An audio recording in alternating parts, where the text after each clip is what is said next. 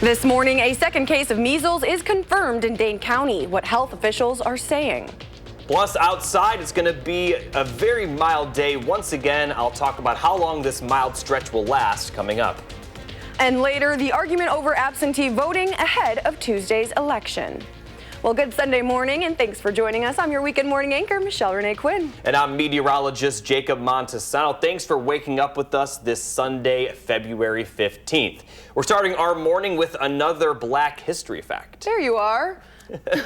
And that fact is for hairbrushes. Now, I know you probably use one. A lot of you guys at home are using hairbrushes, but that's a Black invention. Lyda Newman was a remarkable Black female inventor who patented the first hairbrush with synthetic bristles. And she's also well known for making her activism in the women's rights, voting rights movement, which is timely because the election is Tuesday. Are you more of a hairbrush or a comb person? You know, it definitely depends on what the style is. I'm almost exclusively hairbrush. All right, well, there you go. Thank you, Lyda.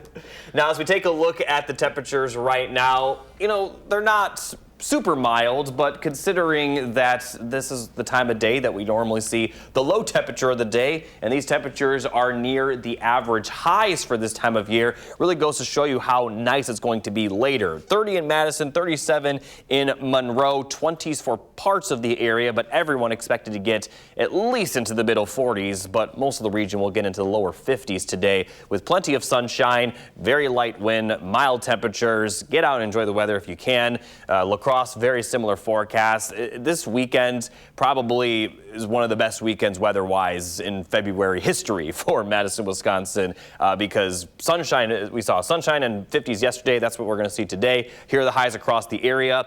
40s for some, but still going to be above normal for sure. Then we get towards tomorrow, it's going to be even warmer. Highs could get to near 60 for parts of the area, and we're going to continue to see plenty of sunshine. But, and there always is a but for us, we are going to see some rain and maybe even some snow by the end of the week with those cooler temperatures. So I'll talk more in detail about that coming up in just a bit.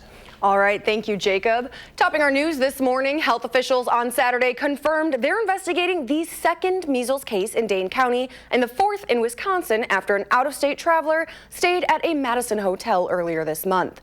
Public Health Madison and Dane County says the person stayed at the Holiday Inn Express at 5150 High Crossings Boulevard on February 6th. That was from 12:01 a.m. to noon.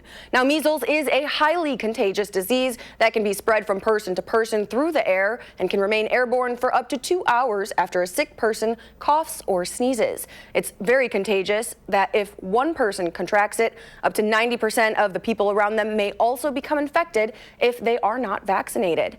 And UW-Madison is now requiring students to share their vaccination status with the university. This comes 2 weeks after a measles case was confirmed in a UW-Madison student. School leaders want to be clear that this is not a requirement of vaccination, but a requirement to share vaccination status. It requires all students enrolled in a degree-seeking program to either document their official vaccination records or disclose that they are not vaccinated to University Health Services. Students have to share their status for MMR, Tdap, chickenpox, meningococcal, and hepatitis B by March 12th. Now to the village of Summit, where local officials are working with the Wisconsin Department of Natural Resources to investigate a structure fire. The Western Lakes Fire District and Summit Police were called to the scene Saturday morning on Sugar Island at 11:07 a.m. A caller reported the fire from across the lake. At first, they thought it was a controlled burn before realizing it was a structure fire. All occupants thankfully got out safely. One person was assessed by emergency medical services as a part of the incident, but this is an ongoing investigation. And at the Capitol, Congress went home for the weekend without passing a budget bill. The partial shutdown enters day 2 this morning with the Department of Homeland Security without funding. Most will continue to work with no pay. Now, that partial shutdown is making TSA workers across the nation return to a familiar role working without pay. Willie James Inman has the latest on the partial shutdown. The Coast Guard and FEMA also on the job without pay, with lawmakers failing to fund the Department of Homeland Security with no deal in sight. I know what they want. I know what they can live with. The Democrats have gone crazy. Stay back! The partial shutdown sparked by backlash over federal immigration officer tactics in Minnesota, leading to the deaths of 2 Americans. Renee Good and Alex Preddy were remembered at a community gathering Saturday. Democrats sticking with their demands, including a ban on face masks for immigration agents, a requirement for officers to show ID, and wear body cameras. The only way to ensure that ICE is actually reined in is to change things dramatically, boldly, meaningfully through legislation, and that's what this showdown is all about. Tens of billions in previous funding allows ICE and Customs and Border Protection to operate during the shutdown, prompting Pennsylvania Democrat John Fetterman to question its impact. Why are all the Democrats going to shut down our entire DHS when we all know that it has no impact on ICE? Also on Friday, a federal judge in Boston ordered the Trump administration to return college freshman Annie Lucia Lopez Belloza to the U.S. within 2 weeks after she was wrongfully deported to Honduras. 20-year-old Belloza was taken into custody at Boston's Logan Airport before she was deported in November against a court order. She was on her way to visit her family for Thanksgiving. Willie James Inman, CBS News, West Palm Beach, Florida. In more local news, Fitchburg is moving forward with its housing plan. The draft lays out strategies to meet current and future housing needs. It'll be open for public review starting February 20th. The plan does not approve specific developments. However, it sets a framework to support a diverse, stable, and sustainable housing supply. The Common Council will take up the plan in April. It'll also be discussed at public meetings on March 2nd, 26th, and April 14th. You can find more information on channel3000.com. Madison's 2025 Housing Snapshot report shows high construction costs and rising interest rates are making it challenging for first-time home buyers. More than 60% of Madison home buyers earn above the median income, leaving many first-time buyers locked out. The report also found nearly half of Black households spend more than 30% of their income on housing. The Urban League is now working to help first-time buyers navigate these challenges. For my demographic, home ownership is hard to obtain. My father and mother were able to do so, and I just wanted to continue that legacy. We hope to level the playing field, and we do that by educating and being able to use our resources. Again, we couldn't do this without the collaboration and the partnership of local organizations, real estate professionals, mortgage lending professionals. The Urban League partners with organizations and financial experts across the city to host free home buyer education and other financial literacy courses every month. This week, a Dane County judge denied the City of Madison's motion to dismiss a lawsuit over uncounted absentee ballots. The city urges that state absentee voting is a privilege, not a right, citing a state law. Political reporter Ellie LaLiberte breaks down where this case goes now. What's the price of a vote? Well, that's what this lawsuit is trying to figure out. In the 2024 November election, Madison failed to count 193 absentee ballots. Now, some of the affected voters are suing the city for money. Last week, I sat down with Madison Mayor Satya Rhodes-Conway, who told me this suit could set a dangerous precedent for city clerks. I think it is an incredibly dangerous precedent to say that clerks' offices can be sued and have to pay lots and lots of money that right now is going to provide basic services, money that could go to pay poll workers better, money that could go to secure our elections. And there is no clerk's office in this state that has adequate funding. But Scott Thompson, staff counsel for Law Forward, has a different outlook. Would your lawsuit open the door for clerks' offices to be sued more? The answer to that is absolutely no. And I would honestly just point everyone to the court's decision that came out earlier this week. The judge had specific comments about this argument and said, Wisconsin has already recognized this claim for nearly 160 years. None of the dire consequences predicted by defendants have come to pass. In the decision to move forward with the suit, a Dane County judge wrote, quote, just because the absentee voting process is a privilege does not mean that those who legally utilize it do not exercise their constitutional right to vote. Of course they do. The city and other defendants now have to file a response to the complaint. There's a scheduling conference for that at the end of March. Thanks, Ellie. You can watch her full conversation with Law Forward this morning at 10:30 right here on For the Record. And don't forget, nominations are open now for Madison Magazine's Best of Madison. Log on to channel3000.com and click on the link to nominate your favorite locals. That includes restaurants, businesses, volunteer opportunities, TV news personalities, and more. You can submit one nomination per category per day until the end of the month. And we're celebrating the city's best businesses and leaders. Join our Chris Stanford for the Best of Business program February 27th at the Concourse Hotel. You can learn more and grab your tickets at channel3000.com. Still ahead, I'm sitting down with Call for Action and the consumer advocate working on the Over the Vines wedding contract clashes cases. Now, their phones are no longer in service, but the venue still is. Those details are ahead. Plus, it may be mild now, but I'll talk about when this mild stretch will come to an end. This is Weekend Mornings. Keep it here.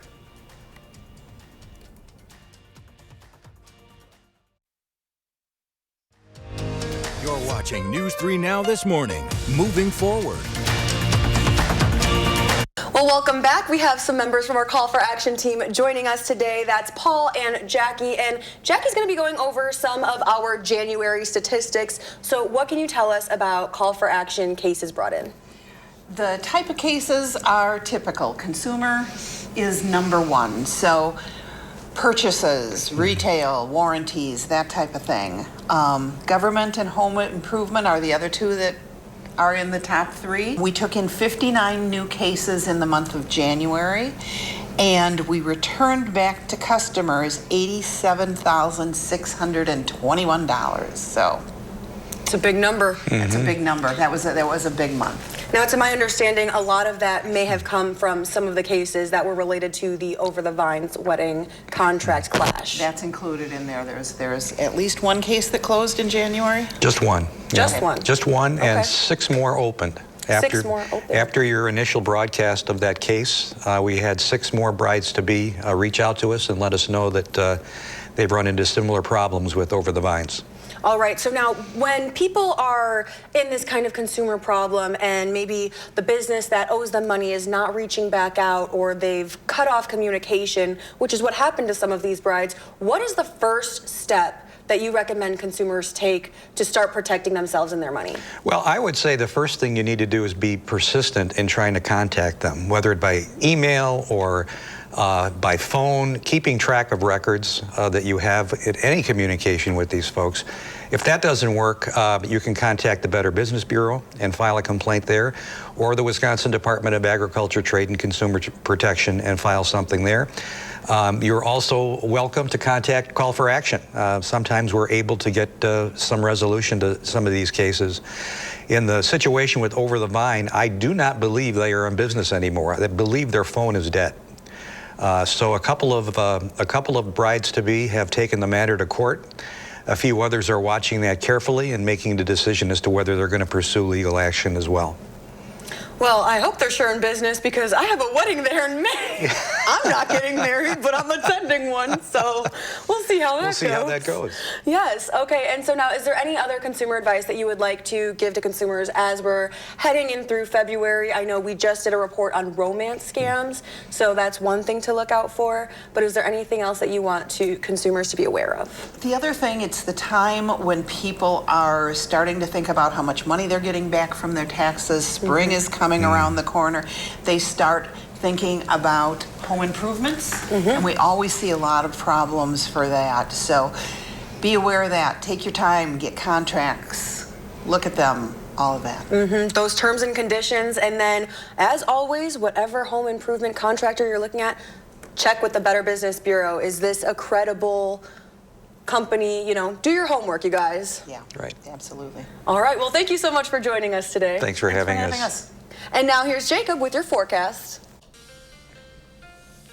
Thanks, Michelle Renee. As we take a look at the 3 things you need to know. More mild temperatures today and tomorrow, but rain is expected to return Tuesday night, and then a second system could bring snow to our area by Friday, and that second system is really expected to cool those temperatures down. So let's take a look at all the chances of precipitation this week. Very dry today, very sunny, with a little bit more cloud cover overnight, which may lead to some light precipitation across central Wisconsin, but most of the area should be dry with more sunshine for Wednesday. Then we'll see more consistent cloud cover move in Monday night into Tuesday, and then once we get towards Tuesday evening, we will see our next chance of rain, and some areas could even see a few isolated storms from this round of precipitation Tuesday evening, with the chance of rain continuing Tuesday night into very early Wednesday. But then once we get towards Wednesday afternoon, most of the area should be dry again, and it's still going to be mild for this time. So Wednesday does look to be pretty good once that rain clears out, but then as we get towards Thursday, especially Thursday evening, we'll see that second round of precipitation circulation move through. This round is expected to cool the temperatures down as the snow is expected to potentially wrap around and impact parts of central and southern Wisconsin for Friday. Right now, it looks like snow will mostly be light, but we could see some minor accumulation. However, there's still a lot of uncertainty. But to recap the precipitation chances, dry today and tomorrow with those precipitation chances increasing later in the day Tuesday and especially Tuesday night, with a little bit of a break Wednesday afternoon and Wednesday night before that second system moves in for Thursday night and Friday. And unfortunately, take a look at what it will do to the temperatures. Highs will only be in the 30s by the time we get towards next weekend.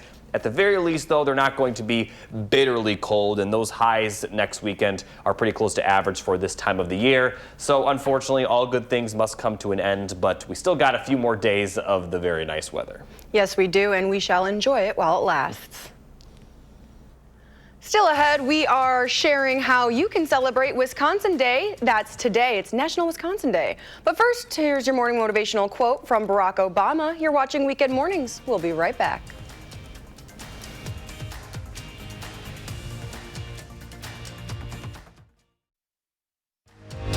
You're watching News 3 Now this morning. Moving forward.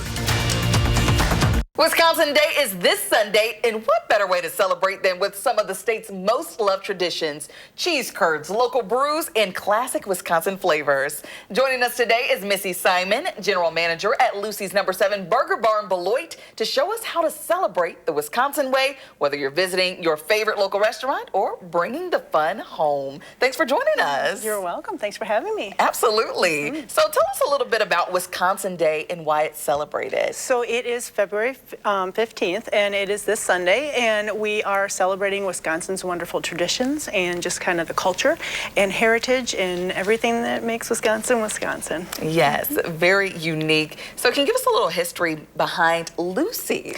So Lucy is actually the youngest of 7. She is the only girl, and so she really enjoyed growing up on the farm and bringing the Wisconsin favorites to the table, and she ended up making that something into a restaurant, and that's what we're carrying on the tradition of to this day. And how many years? We are on our 10th year, looking at our 11th here in April. So. Okay. Yeah. So can you tell us a little bit about the food, the traditions that you all have that make you Lucy's? So we, of course, have the Wisconsin cheese curds. They are really good. We serve them with our homemade, house-made ranch.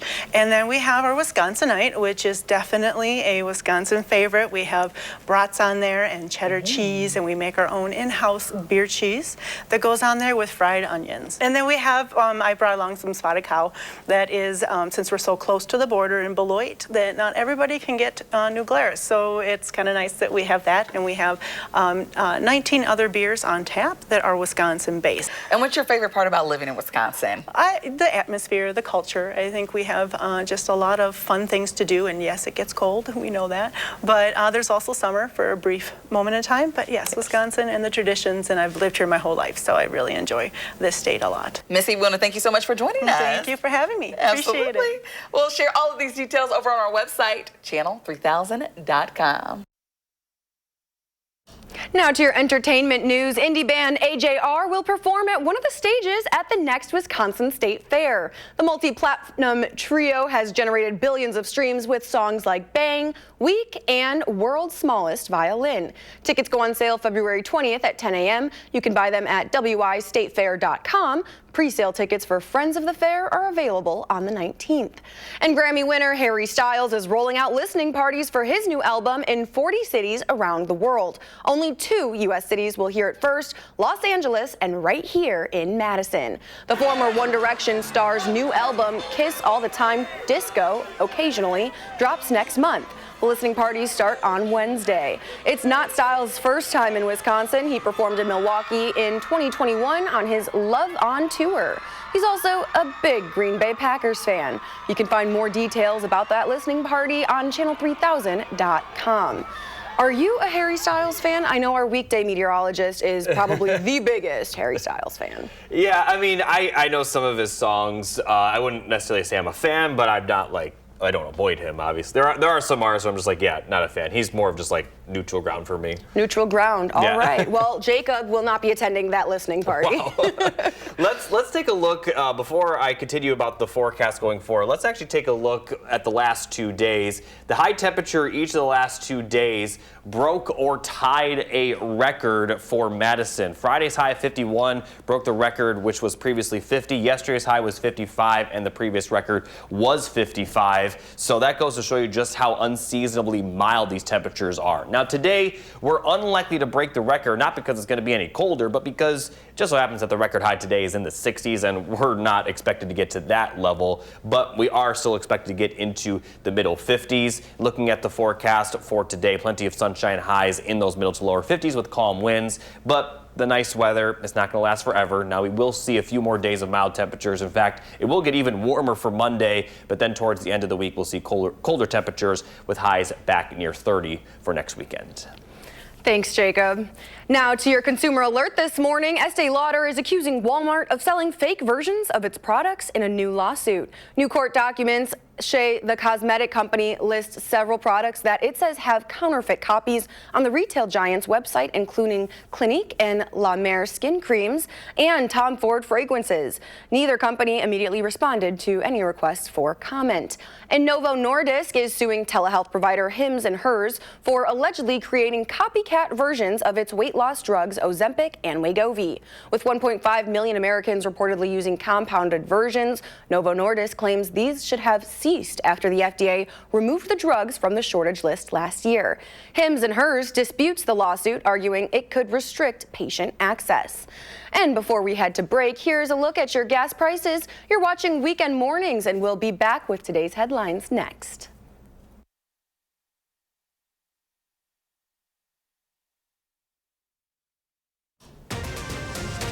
This morning, we enter day 2 of a partial government shutdown. The beginning impacts ahead. Plus, closer to home, it is very mild still outside. I'll talk about how long this will last coming up. Plus, it's Black History Month, how the NAACP of Dane County is taking steps to form a new generation of leaders. That's all ahead. Good Sunday morning. It's Weekend Mornings. I'm your anchor, Michelle Renee Quinn. And I'm meteorologist Jacob Montesano. You're watching Weekend Mornings on Sunday, February 15th. And for people like me who are big NASCAR fans, it's Daytona 500 Day. I know many people probably aren't. I know you don't care, but I didn't know, but the tie is cool. Yeah, I got my checkered flag tie in honor of it, but I'm sure many people in Wisconsin are in a good mood with this weather. Yeah, absolutely. I know I am. Let's see that forecast. Yeah, right now temperatures are at the coldest point they will be today, and that just goes to show you how nice it's going to be because these are close to the average high temperatures for this time of the year, and this is when we see the low temperature of the day. So it is going to be a very mild one. Looking at that forecast, plenty of sunshine, highs pretty easily in the 50s for a lot of the area. Forecasted high for Madison is 54. We'll also see very calm winds, and this is going to be a similar forecast to La Crosse, maybe a few degrees colder, but still very, very nice. Get out and enjoy the weather if you can. Here's a look at the highs across the area. I mean, it's hard to get better than this, but we actually will get a little bit better than this tomorrow. Here's a look at tomorrow's high temperatures, possibly getting into the lower 60s. So very mild for the next 2 days still, but yes, there is a but. It is going to cool down. I'll talk about when that will occur coming up. All right, thanks, Jacob.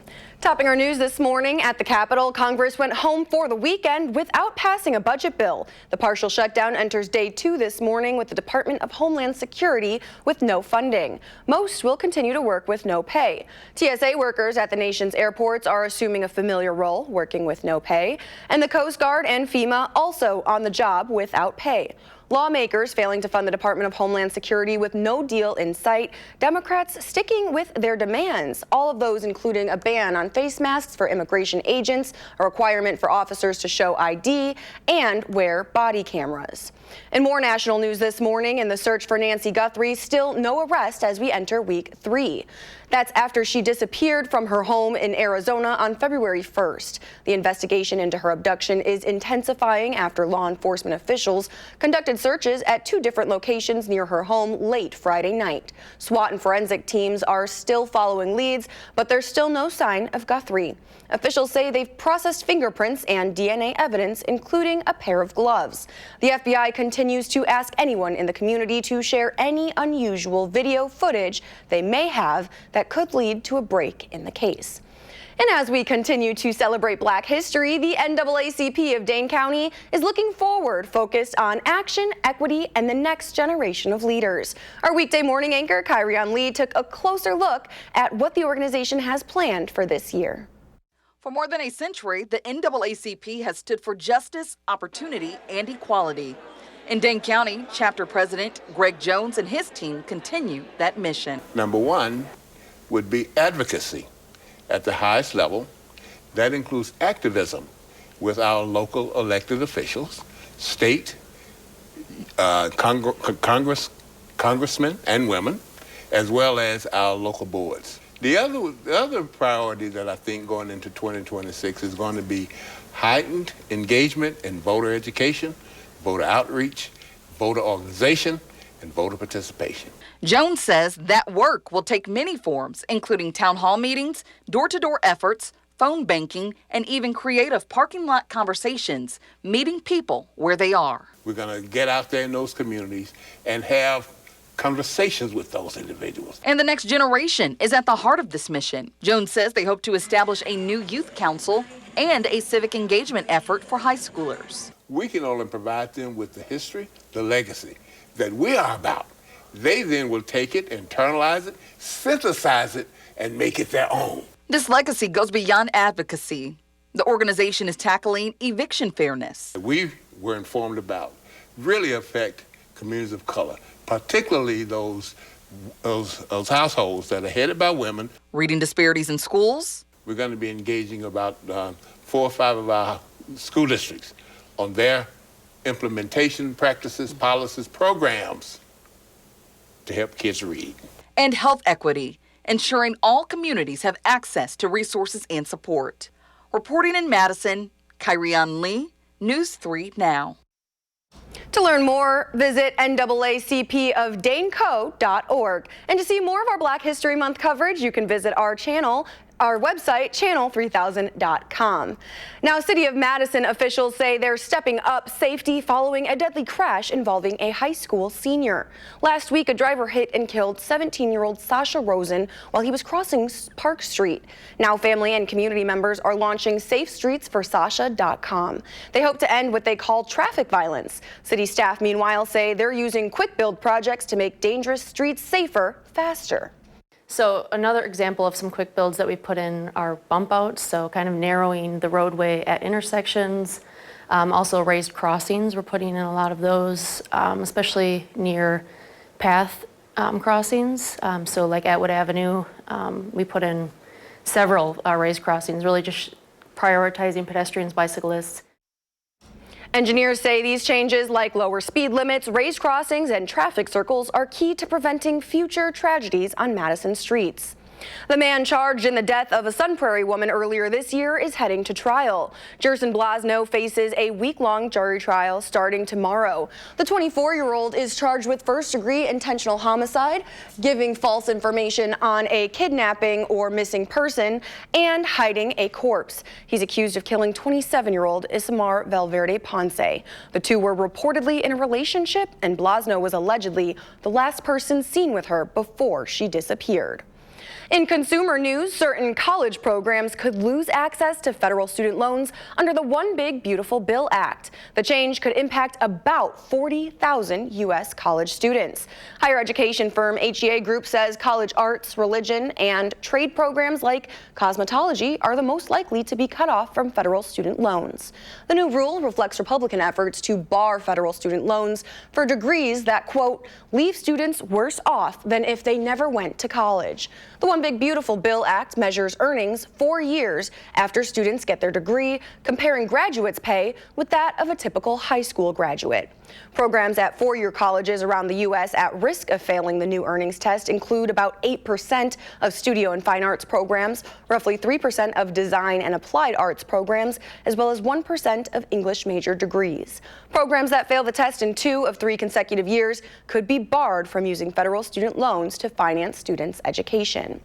And the state says it needs about $70 million to update the food share program after changes in President Trump's spending bill. The State Department of Health Services estimates about half the money would cover administrative costs, with another $16 million for county staff and DHS positions. Officials say more funding is needed to help people meet new work requirements to keep their benefits. And now that there is more work, there are more people who need to do more things. It is extremely important that we have the workers in place to make sure that everybody who is coming through the door understands what they need to do and can do it on deadlines so that their food share is not disrupted. A coalition backing the funding includes anti-hunger advocates, agricultural groups, and local government leaders.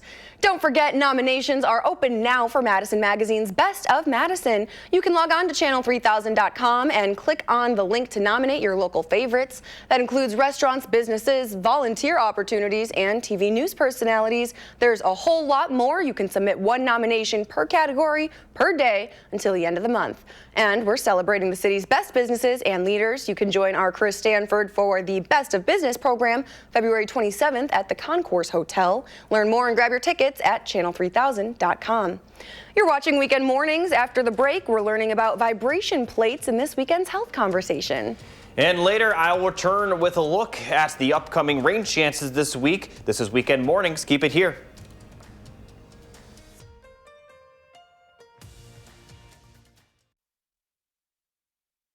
These wobbly boards claim to do everything from improve your circulation and lymphatic drainage to help you lose weight. But do they work, or is it all just, well, marketed hype? Well, we have wellness coach and family medicine physician at SSM Health, Dr. Rupa Shah, joining us to talk about it. Good morning. Good morning. Okay, so let's talk about it. All over social media. Yeah. So the basics, what is a vibration plate for those who aren't familiar? Okay, so you might have seen these at your gym. I know I've seen them. Yes. Basically, it's just this plate that you can sit on, you can stand on, you can do a plank on, and it just vibrates your entire body. Now, this is, again, like you mentioned, this is just well-marketed kind of hype, I would say, because the concept has really been around since the 1800s, but it's making a resurgence in the wellness world. Okay, so what are some of the most popular claims, would you say, with these vibration plates? The most popular claims are that it can help with blood circulation, exercise recovery, and muscle recovery, that it may also help with balance and with bone density, and possibly with weight loss. Okay, so do these claims hold up in research? So that's where, you know, the science kind of falls apart, right? There really isn't a lot of research on these plates, and a lot of the claims that they make are probably better suited with alternative methods. So, like, say for instance, you want better muscle recovery. I think the research is better for just stretching, using foam rollers, compression stockings, maybe even sauna use has better research behind it. If you're looking for increased bone density, we know that activities like running, strength training, jumping, jump roping, probably have better impact on that than a vibration plate. Weight loss, the research really isn't there. Some people say that they lose maybe a few pounds, but I don't think research really backs that up. So if you have access to a vibratory plate at the gym or something, I would say go ahead and use it if it makes you feel better, but buying one for the home, probably there's not a lot of science to back that up right now. Yes, so make sure you know the research and the facts before listening to your favorite influencer, maybe. Maybe, yeah. Are there any risk to using vibration plates? There's probably not a lot of downside. However, I would say if you're somebody that suffers from chronic headaches, any balance problems or inner ear problems, there is potential that these balance plates could make it worse. So if you're going to try a balance plate, I would say start with the lowest frequency for the shortest amount of time and then slowly work your way up. Don't just get on there and see how long you can go from the get-go, because you just don't know if you're going to have any side effects. And of course, if you have any dizziness or problems with your vision, numbness, you know, get off right away. All right. Yeah. All good things, fun facts to know. So if you've seen those before, now you know. Dr. Shah, thank you so much for joining us. Thanks for having me. Thank you, ladies. Now, a Middleton High School program is helping students with intellectual and developmental disabilities feel included. A recent report from the State Office of Children's Mental Health shows only half of high school students feel like they belong in the classroom.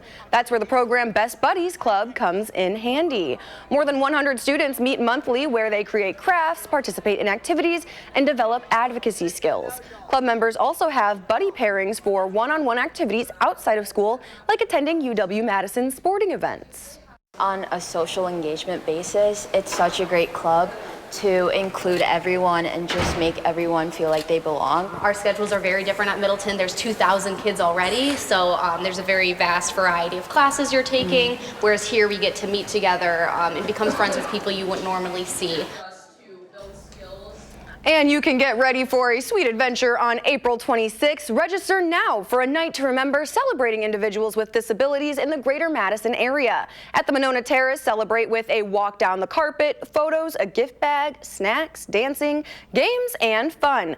This year's theme is Candyland. Registration is free and open now for both honored guests and volunteers. Just visit the story on channel3000.com to register. Let's check in now with meteorologist Jacob Montesano. He's taking a look at our rain. Is that right? No, this is the fog. This is the potential fog that we could be seeing the next couple days. I'll mention the rain just after this next break, but I do want to talk about the fact that because of these mild temperatures, wouldn't surprise me if we do see some patchy fog out there. Now, we're not expecting quite as much fog for tomorrow morning as we are Tuesday morning, and so the Tuesday morning commute could definitely have some very low visibility, with a lot of areas possibly seeing visibilities down to a quarter of a mile, if not less, and we could see a little bit more of that once we get towards Tuesday night and Wednesday. But outside Tuesday morning, I don't expect the fog to be too hazardous, but it is a product of these warmer temperatures. As high as will be in the 50s for the next several days, but then you can see those 30s coming, and I'll talk about that precipitation that will sort of cause the temperatures to fall. All of that just after this next break coming up. All right, thank you, Jacob. Now, don't forget, if you have questions about your consumer rights, I'm getting you expert answers, taking your questions to the State Department of Consumer Protection. I'll be sitting down with Michelle Reinen for a consumer conversation, answering your questions. Just email them to me at mrquinn@wisctv.com. That can be about warranties, product labeling scams, or anything related to consumer protection. And be sure you're tuning in on weekend mornings so you don't miss our sit-down interview getting your answers. In consumer news, McDonald's says its U.S. sales rose nearly 7% in the fourth quarter from the same time last year. And part of this upward trend in business is likely linked to the company bringing back its popular Monopoly game and its limited-time Grinch meal deal. McDonald's also said its value meals helped improve the overall bottom line. And the luck of the Irish is hitting the Golden Arches this week. The Shamrock Shake returns Tuesday. It's been a staple of this time of year since 1970. Also returning is the Oreo Shamrock McFlurry, which debuted in 2020. Time now, 7:46, still ahead on weekend mornings in your sports. We take it to the basketball court and later skate over to the ice for your Wisconsin women's hockey highlights. Plus, Jacob brings you the full forecast when we come back on weekend mornings.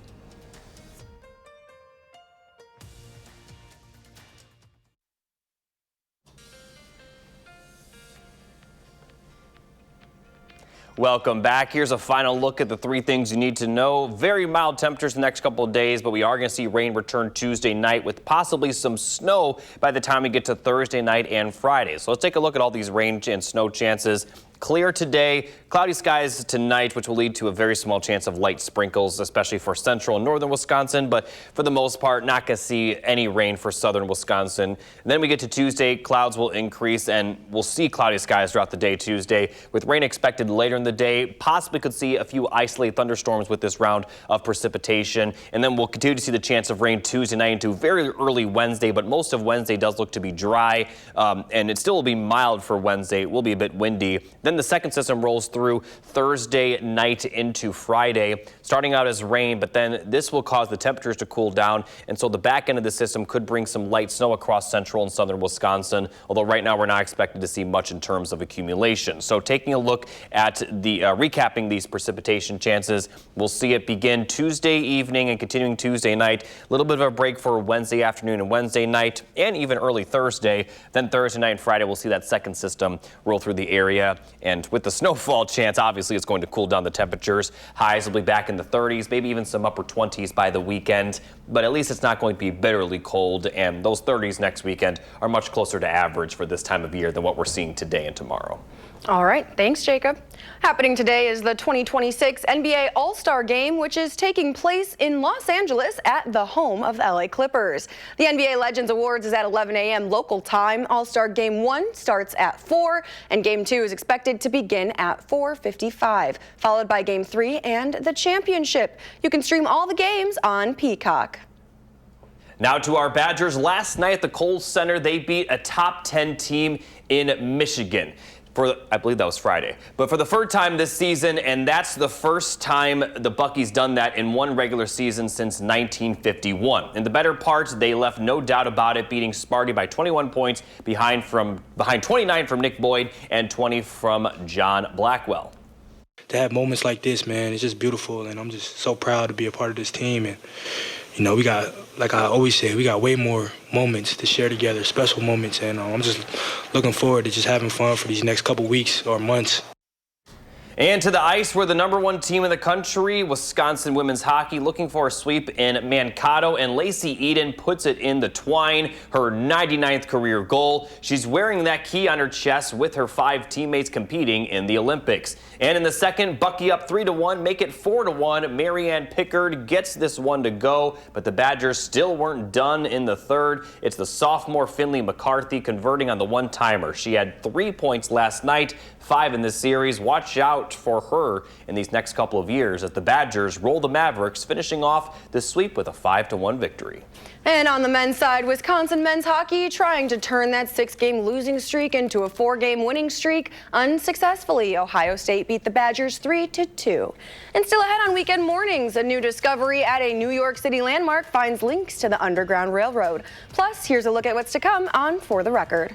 Coming up on For the Record, we're breaking down the disagreement between Republican leadership in the legislature that could halt a property tax relief plan. And later, we sit down with Law Forward after a judge allows a case against the city of Madison to move forward. That's ahead this morning on For the Record at 10:30. You're watching Weekend Mornings.